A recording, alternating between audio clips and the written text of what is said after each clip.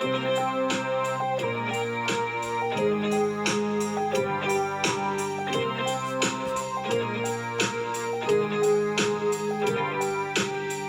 everyone, and welcome to another episode of the Lunch Hour Sports Podcast. Here with your hosts, Jacob Smedley, Sam Betts, Justin Rehammer, and Nathan Romanoff.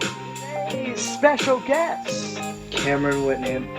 today include the MLB Trade Deadline and the NFL offseason. We have a top 10 list of players as well as some off-season news. Now, here's Sam Betts. Sam, what is going on in the MLB trade world? All right, Jake, we're at this time again. I feel like we've talked about the trade deadline a lot of times in the past couple of years of our podcast, but it's right around that time again. The trade deadline ends on August 1st.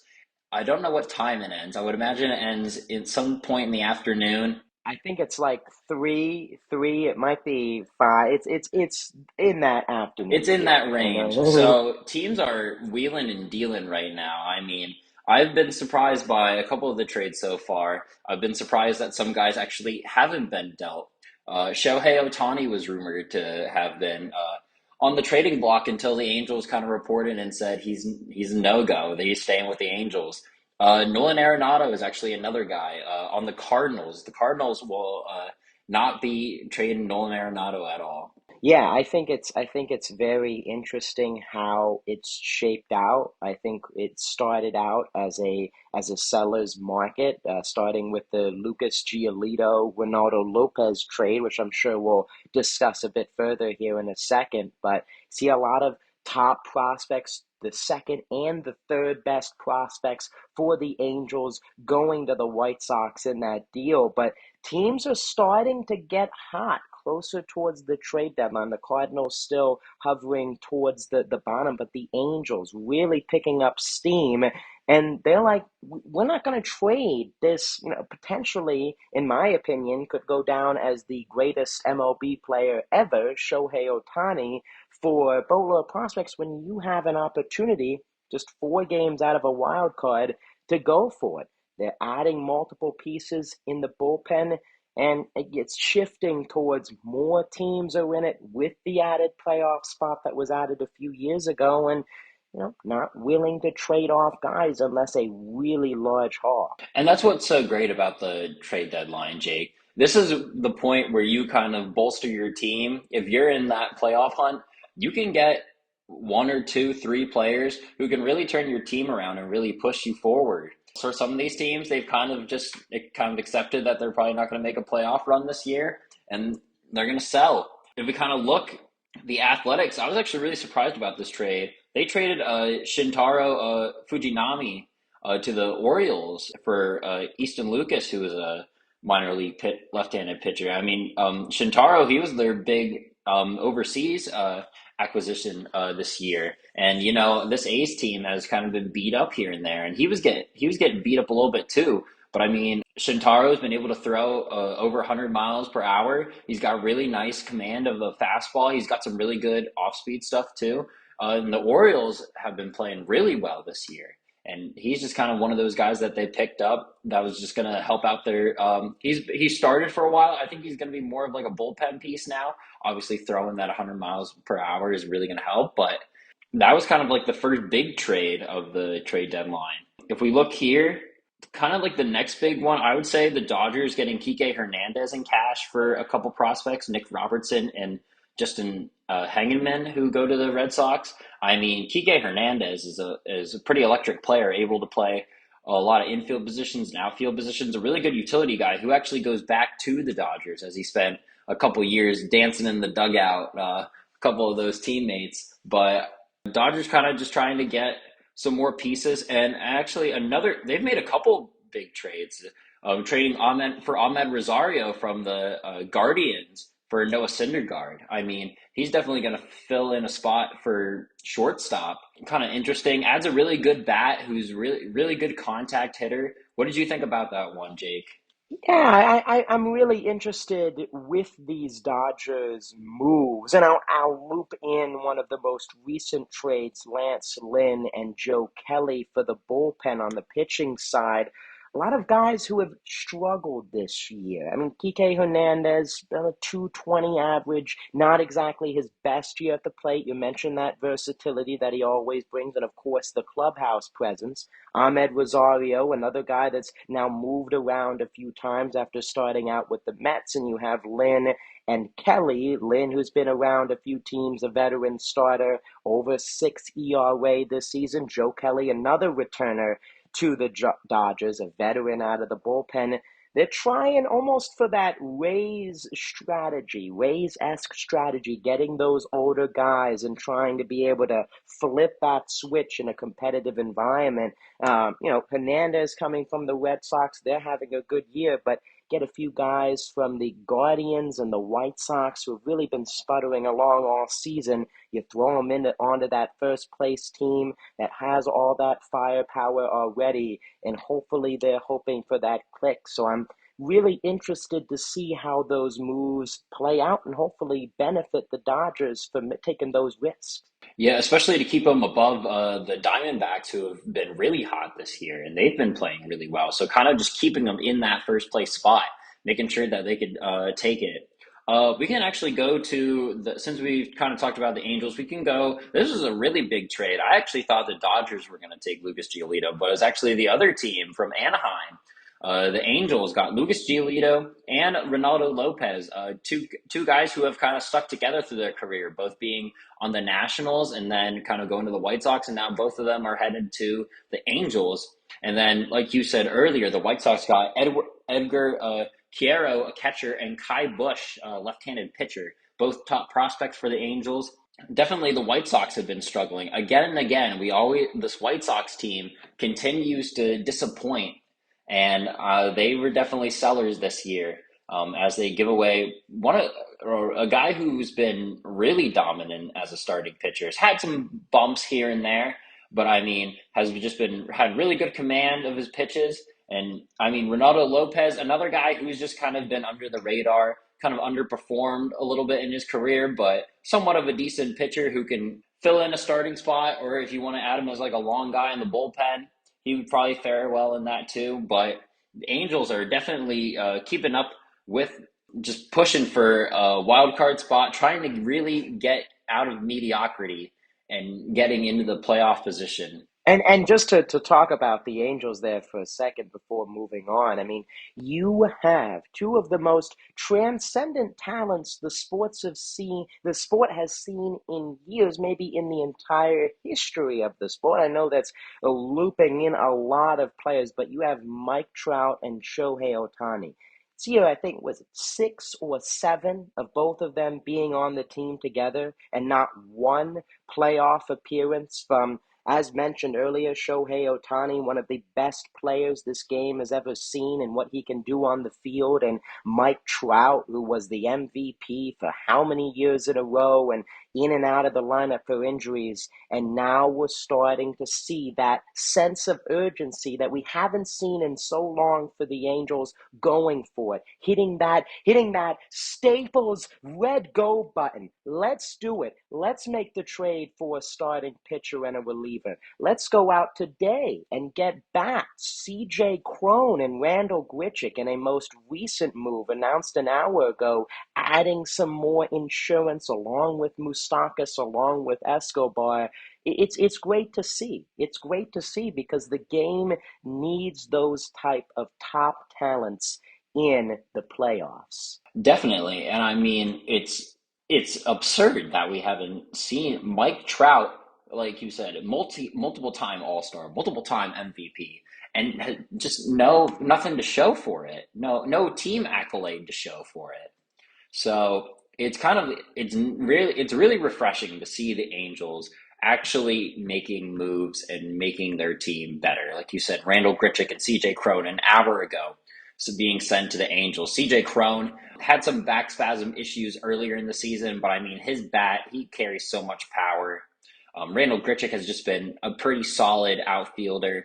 Definitely high average with a bat most years. Definitely someone who could roam the outfield, make really good catches. This is really refreshing to see. Well, we can go to another big one. The Rangers have been playing really well. They've had a little bit of a down slope, but now they're really pushing. They're trying to kind of come back to their glory days as they get Max Scherzer and also some cash to kind of pay for his contract for Luis Angel Acuna, the brother of Ronald Acuna. I mean, that's a blockbuster trade right there. That really bolsters that starting rotation for the Rangers, who's been solid, but Nathan Eovaldi, I saw is going to the IL right now.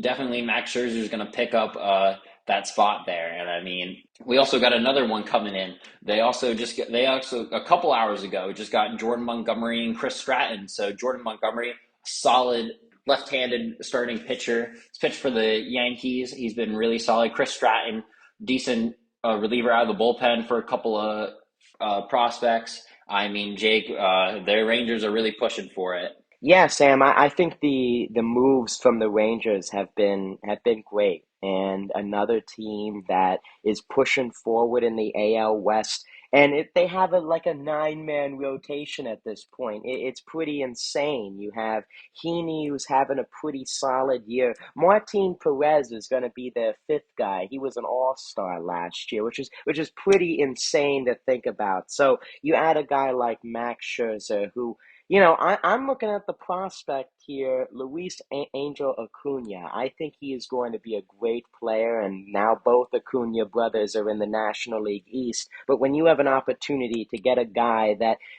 he might be heading towards the tail end of his career, at least based on the stats, based on the analysis of his pitching so far, but the clubhouse presence, the winning mentality that he can bring to a team like the Rangers that is trying to get to the playoffs for the first time in almost a decade or really close to a decade and have that same success is huge. And Jordan Montgomery, another arm that can not only start but use in the bullpen. I wouldn't be shocked if they maybe make a smaller incremental offensive move. Their offense has been great, but you can never have enough depth as well. Chapman, I think we're also ignoring Aroldis Chapman, who's been having a great resurgent year. Now out of the pen, still throwing over 100 and closing games for them.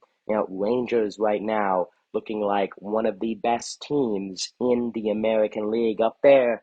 Orioles, Rangers, Rays as well. It's pretty tight at the top. Also, Max Scherzer exercised his player option, so he will be with the Rangers through the 2024 season. He'll be paid $43 million. Last big thing I want to talk about, another Mets trade. They gave up David Robertson, reliever who Jake we know pretty well, has played for the Phillies a couple times, been a veteran reliever, has some pretty decent stuff, has been in the league for a long time. They're giving up Marco Vargas and Ronald Hernandez, two prospects there. Dave Robertson goes to the Marlins. That's probably the last biggest trade. Again, Mets are kind of selling right now. They have not been performing that great, and who knows? I was seeing on Talking Baseball, one of the guys said that Pete Alonso would be traded to the Twins. I don't think they're going to trade Pete Alonso. I don't Was think that they're. Trevor Plouffe? Was that Trevor It might Plouffe, have been maybe? Trevor Plouffe. I don't think he's Oh going to man, the Twins. I don't really think they're going to trade him, McNeil. I don't think they're going to trade Nimmo. Apparently, they're not. Well, the Astros were rumored to have wanted Justin Verlander. That doesn't look like that's going to happen now. The Astros confirmed that they are not looking for a starting pitcher. So I don't know if Verlander goes, but that's kind of up to see. I mean, if they've been selling Scherzer, they've been selling Robertson, they might go and sell Justin Verlander too. yeah, I think looking at the Mets as a whole, it's been a very rough season. I mean, you start with the injuries, you start with the offense that has not been able to replicate the same kind of success. We've seen it from a handful of teams, as we mentioned with the Cardinals, with the Padres as well, where you have these all-star caliber players for you. Of course, you have the starting pitching. There were age concerns going into the season with a lot of guys up there in age, injuries getting to Scherzer and Verlander, both of them missing time. And then the offense. You're paying a lot of these guys big money, and they just have not had the same level of success. And when you pour all that money into these guys, you expect them to produce, and they haven't. And this is where they're sitting at, where they have valuable arms like Robertson. And I'm not sure. It still sounds like Verlander would waive his no trade clause if the right trade comes about. See if that happens. But yeah, like you said, I don't think they're going to move any of those guys, especially guys like Lindor, Alonso, guys that they already have kind of really locked down for a handful of years now. But again, could see veteran guys, Canna, Marte, could also be guys that could see a move. Verlander as well, I think, is another guy. But it stinks too because they made history in the off season, going out and making all of these moves and building up a team that many thought would contend for a World Series, and just poor play has put them in this position. Steve Cohen, I bet, is sad right now that the team's not. He said that, hey, we're gonna make moves if the people aren't performing, we're gonna make moves. So it's just kind of all to see. Right now, I don't really know what other moves are going to happen.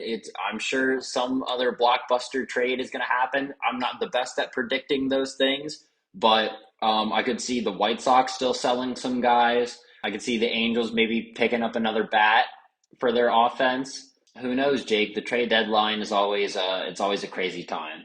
Yeah, always a crazy time. Before we move to football, one team, Giants, to keep an eye on, the San Francisco Giants. I think they might nab someone. They're in the hunt, them and the Marlins as well. Now let's head over. Justin Reedhammer, we've got a top 10 list. I'll be the judge of that, Justin. We'll be the judge of that. Top 10 players in the NFL and some news in the offseason as training camp gets underway. Take it away, Mr. Reedhammer. Thank you, Jacob. Now, as you stated, we are going to be going over my picks for the top 10 players in the NFL. It's that time of year. It's, end of July, early August. The hype of the season is just starting to build. It will only continue as we go along. And in the coming, I think, week or so now, we're going to get the NFL's drop of the top 10. But until then, I didn't want to wait. I just wanted to get right to it. So let's jump right in. I'm gonna go over the 10 to 6, and then we'll discuss, and then I will go down to 5 to 1, and we'll see if you agree, you disagree, what have you. All right, so at number 10, I have offensive tackle Trent Williams of the San Francisco 49ers. I think that he is one of, if not the best offensive lineman in the game. Not much gets past him, and a lot of San Francisco's offense runs through him. Then we're going to go down to number 9, Nick Bosa at the defensive end position for San Francisco. Again, a sack machine, 18.5 sacks in the regular season last year. Just an absolute machine at that position. Gets after the passer every single play. Number 8, I'm going with Myles Garrett, defensive end of the Cleveland Browns. His team might not be the best, but he certainly is one of the best at this position. Then at number 7, I have the best receiver in the league, Justin Jefferson of the Minnesota Vikings.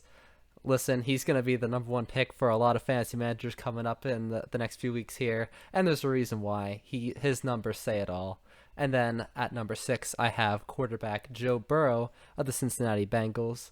Although his injury will keep him out for possibly the next few weeks here, when he joins his team again, though, he will still be playing at that elite level. Wow, that was a great list, Justin. I am surprised. I don't know. Maybe it's just the skill position player in me, and I love the respect to the D. I love the pick. I think Bosa and Garrett, Trent Williams. I think as a top 10 player. I think it's a bold pick. I like the pick of including a lineman. I don't know. I'm trying to think of someone to, I guess, rebuttal with for that spot, but What about I, I, TJ I Watt? really like that pick. TJ Watt. I think that's valid to bring up from Sam, though. I mean, I know Cam would have something to say about that as a Steelers fan in terms of the defensive end position.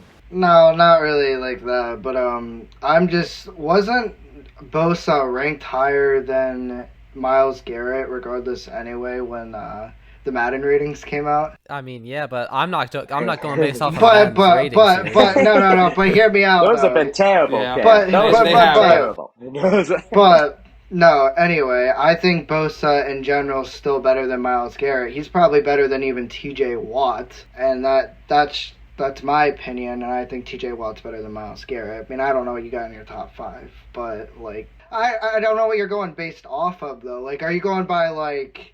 That's fair. We don't know Justin's criteria here. I mean, this is just his own opinion, his own. Yeah, I guess it's, when you look at every position of the, I guess, impact, I guess you could say, is what I'm going for. Because if you're are you going by like last season, or are you going by like? This is solely on coming into this year. Okay, so then I disagree with you. I think Bosa should be higher than Myles Garrett, so I would switch them around. I would agree with you there as well, Cam. I think I'd have Bosa above Myles Garrett on my list in terms of the defensive end position.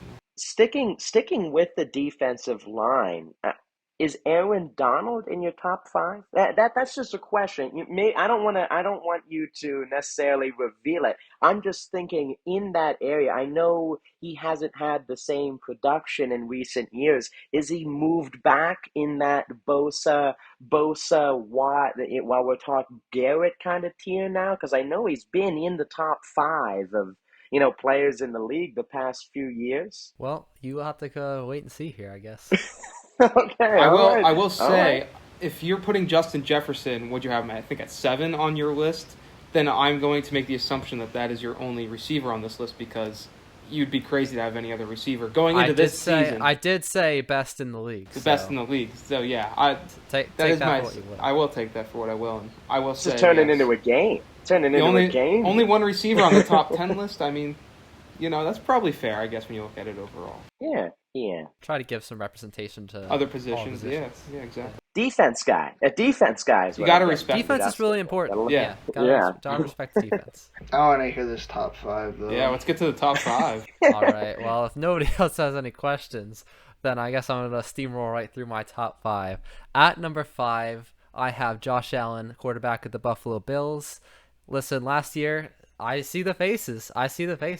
Last year, many people think he took a step back, but that's just looking at it from a narrow lens. He still had over 35 touchdowns, 4,500 yards, led a top 3 offense last year. So, I mean, yeah, he was hit with the turnover bug, but he's still one of the best and a huge impact player for the Bills. At number 4, I have defensive tackle Aaron Donald out of the Los Angeles Rams, as you were saying there. A very great player, the best at the defensive tackle position still to this day. Although his production has been declining recently, he's still performing at a very high level in his twilight years of his career. And then at number 3, I have tight end Travis Kelce of the Kansas City Chiefs. This guy is unstoppable. I'll put it that way. If he was able to be stopped, the Chiefs would not be Super Bowl champions. Let's just be blunt about it. He is absolutely fantastic player and will always be open on every play that he is on the field. And then at number 2, I have Micah Parsons, the edge rusher of the Dallas Cowboys, one of, if not the best defensive players in the game.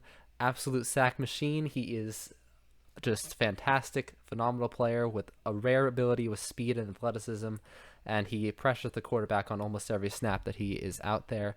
And then, of course, the undisputed number 1 player in the NFL, Patrick Mahomes, quarterback of the Kansas City Chiefs.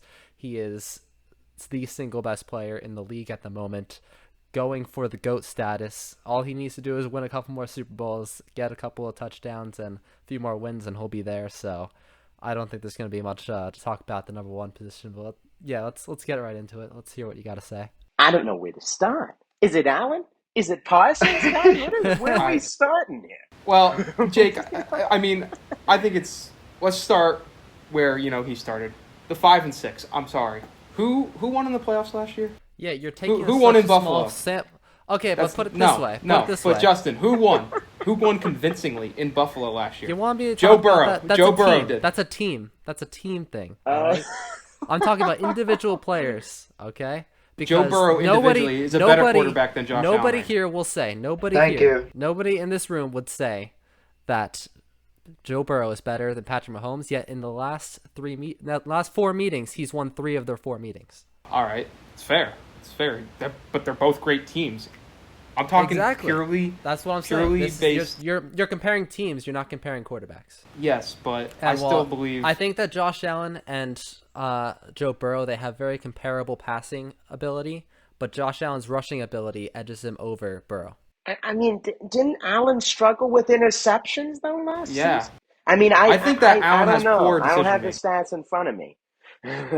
I'm not trying to dispute it. Both are excellent passers. I just know Allen struggled with the arm last year, and I know there's the leg conversation, and running is a huge part in the game, but it's tight. We're splitting hairs here. I would just rather have Joe Burrow, who I think takes care of the ball a little bit better, starting my team. That's all. That's what I'm saying. Let me just say, for an O-line like the Cincinnati Bengals have, for the amount of times that man has been sacked and the numbers he has put up, is unbelievable. And Josh Allen is already able to put up those numbers, but he also has an O-line to protect them. So therefore, the way I put this is that Joe Burrow is actually a better quarterback than Josh Allen. But that's just my opinion. All right, here I have the numbers. So they both Josh Allen and Joe Burrow threw for 35 touchdowns, but Josh Allen had 2 more interceptions. Josh Allen had 14 interceptions compared to Joe Burrow. Only 2 more. So you look at it. It's a lot more clear that way. Yeah. All right. Who's been to the Super Bowl? Great point. Yeah, thanks. Burrow's been to a Super Bowl. Burrow also went into Buffalo last year, beat Allen, on his home turf, because Josh Allen simply didn't get it done, flat out. As I said, you're comparing teams to teams. You're not comparing quarterback to quarterback. Who had a better game quarterback-wise? Joe Burrow. It's one game. Joe Burrow's been better in the playoffs. I'm looking at a whole season. Okay, yeah, but as players, I'm looking at them as players. You said you're going by last season, though. Josh Allen did have a lot of interceptions last season. He just said Joe Burrow only had 2 less. 2 less, but that's still more interceptions. How many more rushing touchdowns did Josh Allen have? I don't know. We don't get into rushing touchdowns. Why don't you find me that stat, Sam? All right, here. Joe Burrow ran for 257 yards. He had 5 touchdowns. Sam is breaking out the numbers. The numbers, man. That's why we keep him around. Josh Allen ran for 762 yards with 7 touchdowns. 500 more yards and 2 more touchdowns. But you are being so hypocritical right now, because I think Jake and Cam can back me up on this. What is one of your biggest slights on Lamar Jackson? It's that he's a quarterback. You don't look at his running ability. You don't. No, there's no difference. I do. You are the difference is Josh Allen throws 2,000 more yards and 20 more touchdowns. Look at Josh Allen's receivers compared to what Lamar's been working with the past, and Lamar 2-3 years. still threw the ball well last year. Yeah. So you literally hate on Lamar. Not hate, but you give him crap. Because he's running, he's not throwing, and then you're gonna split hairs here and say Allen's running ability is what puts him over Burrow. Because it is important to have mobility. It is important to have mobility, but it should be secondary to your passing. I don't get it, man. I'm sorry. Can we talk about Michael Parsons at 2? Yeah, no, Michael Parsons that's where we gotta go. Excellent player. He is a top 10 player in the game, but he's only been in the league. He's a dominant defensive player. Let me start that off right away. I can see him being a top 5 guy, maybe 4 or 5. But number 2 is very interesting. I was originally going to put him at 3, but then I saw that I was going to put Travis Kelce at 2 then, and I was like, I wasn't feeling so hot about that. So I decided to put Kelce at 3. But that would be fair. That would be fair. Yeah. Because I wasn't quite sure that Kelce was, number 2 material. But you're sure that Parsons is? I mean, I felt like it would be better to give it to, a defensive player than, give the top 2 spots to 2 offensive players. I don't know. Some defensive players, I can name one, not trying to be a homer or anything, but Hassan Reddick had better numbers rushing the passer than Michael Parsons did in terms of statistically better. I mean, or there is some discrepancy there. So I don't know. I'm just, Just putting It's it not a out there. perfect It's just an system here. interesting. It's not It not is a not a perfect system. perfect system. Clearly He not a is an perfect excellent. system. All right, guys, what's going on with the signings? Cameron Whitney, get us started on these signings. Oh, you want me to start off? Well, I didn't know where to start with this, but I think we could start off with the running back situation. A lot of things been going on with the running back situation, you know. Obviously, the big news so far is JT doesn't want to be with the Indianapolis Colts. You know, that's kind of the downfall of the Colts. Very good running back, very versatile, you know. Bad guy to lose, but, you know, with all the running backs, I know Austin Eckler was talking about how he wants to make more money. Barkley, at the beginning of the season, wasn't even planning on signing, but instead they gave him, I think they gave him a little bit more money. I don't know how much they gave him. What was it, like $10 million or so? Something like Just that? about a little over the franchise, right? Yeah, the Yeah, franchise is like 10, so. Yeah, I think it was like 10 million or something like that. So I think just the running back situation right now, and I remember seeing something with Najee even saying something like the running back's the most important part of the game.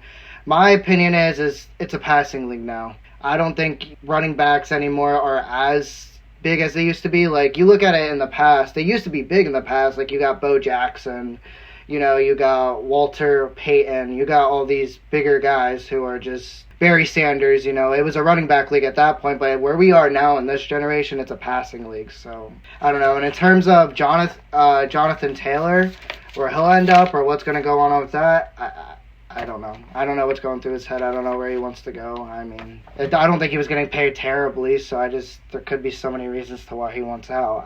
Probably wants a ring. Maybe he might want a ring. I mean, I do think it stems from what the Colts owner said in regards to running backs, you know, wanting to be paid more, which I think is a fair stance because I feel like the running back position in the NFL, I would say, arguably takes the largest beating out of anybody, you know.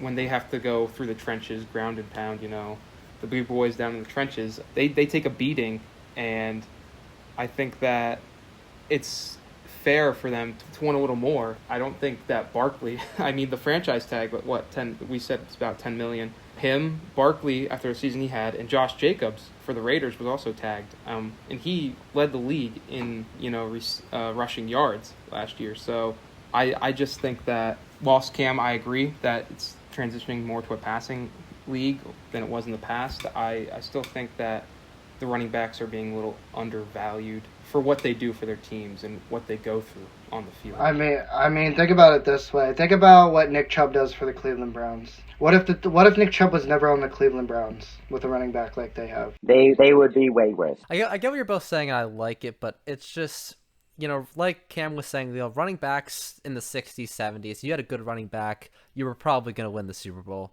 But nowadays, if you have a good running back, you're what? The Cleveland Browns, you know, not that great a team.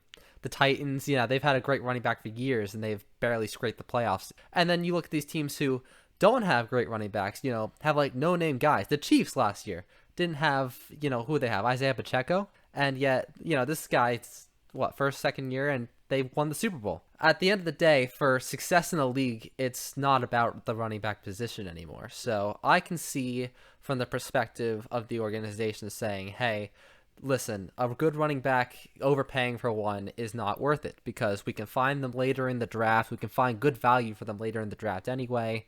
And, you know, we can find these guys on rookie deals, run that through, and then ship them off to somewhere else before they get paid. And even if we do pay for, you know, the best one in the league, that doesn't guarantee our offense success. What guarantees our offense success is going to be quarterbacks and receivers who are in a good connection that can propel our offense forward like what the Bengals, the Chiefs have. But at the same time, I see that other side of things where it's, you know, the running back is the one of those positions that just gets beat up. They're done in 10 years, if that. Because they'd be lucky to get 10 years. Yeah, because of how, you know, bad it is for your body to get hit the way that they do on every single play they're out there.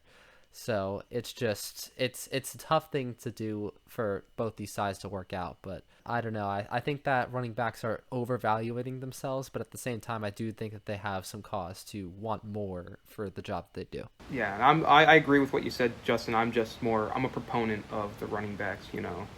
I think that they're just, you know, still a little undervalued, especially given the franchise tag. I think that it should have just been a little higher for their position going into this year. Yeah, I agree as well. I think you have both sides of this into play as all of you guys have mentioned so far with the whole, front office, the value, of course, with all of the analytics in the game, in addition to what you guys have been mentioning, you look at the value. What am I getting out of my running back? Is it how many carries per game, how many yards? Because that's looking on a plane and how that affects winning and losing. And as we all know at this point, it's not affecting winning and losing as much as quarterbacks, wide receivers, defensive players at times as well. But at the same time, running back still, in addition to running, they're protecting the blind side of the quarterback on blocks. They're, serving. If you look at, guys like Debo Samuel, a wide receiver, running back merges, McCaffrey, guys like that who are playing more out of the backfield, you can see the value still there. So I think the players are being able to advocate for that. As you guys mentioned, there is that fine line that it's gonna see how the market dissuades. Because if a lot of these guys refuse to take pay cuts, then you're at really a stalemate, and guys like Dalvin Cook are just sitting there in free agency without a team. Honestly, I think a position that's very undervalued is offensive line. I think those offensive linemen are very undervalued for what they do and put their bodies on the line and how they block, protect the quarterback, and they block for the running back. So I think for me, I think that's probably the most valuable position in my opinion. Besides quarterback, I think quarterback's number one. But I mean, in terms if you're not talking about that, I think offensive lineman is undervalued. Definitely, the trenches are one of the most important parts of the game. When you're building a team, first thing you do is get a quarterback. Second thing you do is protect him. So yeah, I think you're right about that, Cam. Yeah, and you look at offensive linemen, but talking about the skill position group again, I'm gonna go to, was it the third ranked player on Justin's list with a bit of an altercation in training camp the other day? Was it an inter-squad matchup? Justin, Cam, you have more information on this Travis Kelce fight? The last guy I would think that would be throwing punches is Travis Kelce. So anyway, I can't remember who it was again. That's why my mind's blanking right now who he got in the scuffle with. But it was twice. It was two different players, and it was not even like the play in general was. It was just like one was a touchdown, and all the guy did was have like a delayed hit, and Travis just started throwing fist.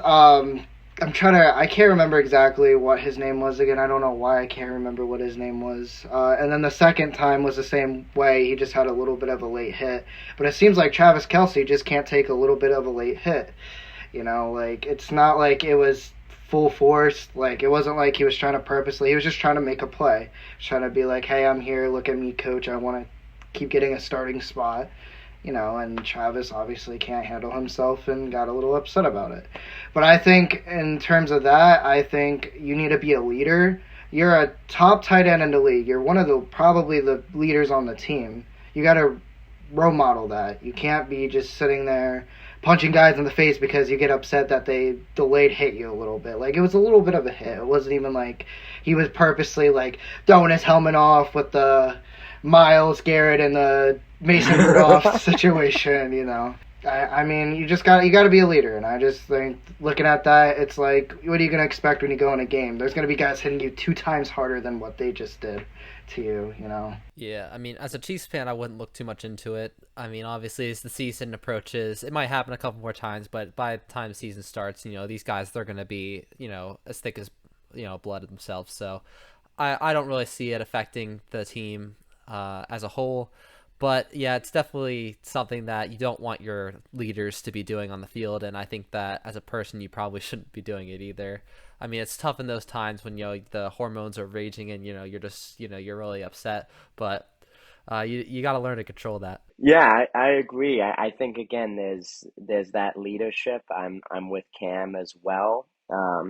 I believe he's a younger guy too. As first, second string, might have been first team, kind of second team as well. I'm blanking on the name because I remember they said it. I watched a video of what happened, but Yeah, at the same time, but like you mentioned too, Justin, you're trying to set the tone, and you don't that kind of thing happens and get all riled up, and it happens to the best of us. Emotions get the better, and I'm sure they have talked it over afterwards. There's been some consoling done, but yeah, at the same time though, maybe wanted to see some different actions out there. I pretty much agree with everything you guys have said. I mean, it comes down to, the leadership aspect of it all.